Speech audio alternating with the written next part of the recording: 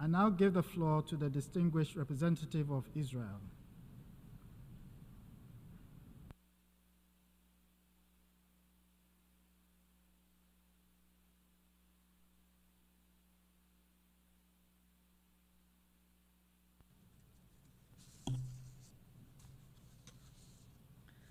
Thank you, Mr. President. Mr. President, in the upcoming week, this Assembly will convene 3 separate meetings to discuss the Middle East and debate resolutions founded in deeply biased political agendas. Resolutions which are not only hypocritical, but also deeply damaging. Resolutions based on reckless disregard for the truth, serving only to deepen hatred and to revise historical facts, all while abusing the United Nations and its resources. Instead of grappling with the realities on the ground or pursuing genuine solutions, we are subjected to a narrative steeped in systematic bias. Mr. President, in the wake of Hamas's October 7th massacre, now over more than a year ago, the UN's entrenched anti-Israeli bias has been laid bare for all to see. Hamas's heinous crimes, the murder, rape, and torture of 1,200 people, and the kidnapping of 240 remain insufficiently addressed by the United Nations. Instead, this Assembly fixates on the so-called question of Palestine. But if we were to truly promote progress, if those behind the resolutions to be voted on today, among their sponsors, Cuba, DPRK, Venezuela, and the Syrian regime, were truly interested in bringing solutions to the war-torn region, they would abandon their obsessive efforts to delegitimize Israel and instead address questions that could lead to real progress. Questions such as how to bring upon the immediate release of all hostages, how to dismantle Hamas so it no longer possesses a threat not to Israelis and not to Palestinian civilians, how to stop looting of humanitarian aid by Hamas terrorists, how to act against incitement to violence and hatred in the Palestinian education system. These are the questions that demand real and urgent answers, not endless debates rooted in outdated, prejudiced narratives.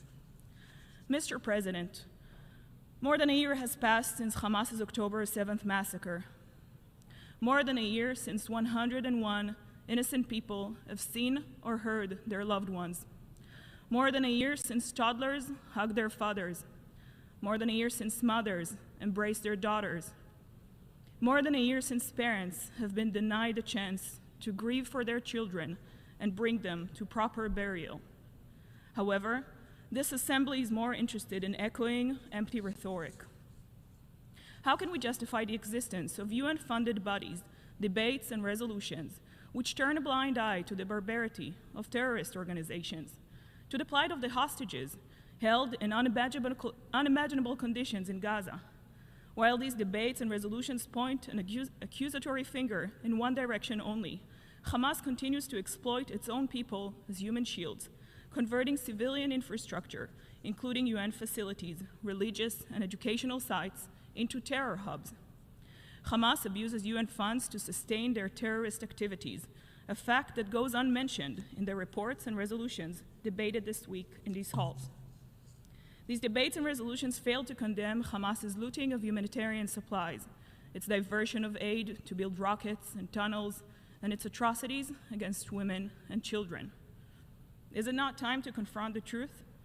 Is it not time to hold Iran, Hamas, Hezbollah, and other terrorist organizations accountable for the blood they have spilled, for the lives they have destroyed?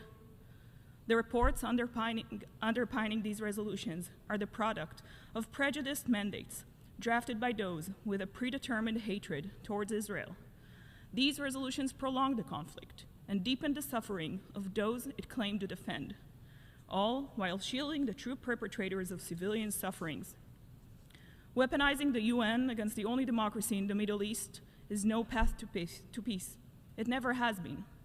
The time has come to unequivocally condemn Hamas, confront Iran's malign activities and influence, and address the stark realities on the ground. We urge member states to reject these resolutions.